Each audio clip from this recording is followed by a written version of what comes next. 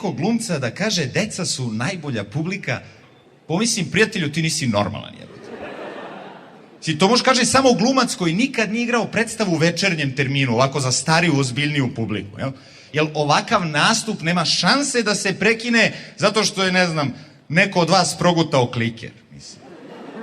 Gutajte klikere tokom nastupa, gurajte ih u sve šupljine na telu, show must go on. I onda mi kažu kao, da, ali deca imaju bolju maštu.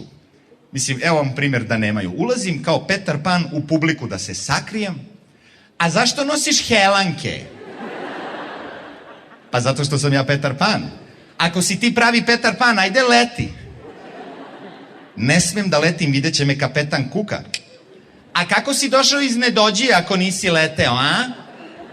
Mamica ti je? Došao sam jednim brodom, sine. Kakvim brodom? Letećim brodom. Tako nešto ne postoji.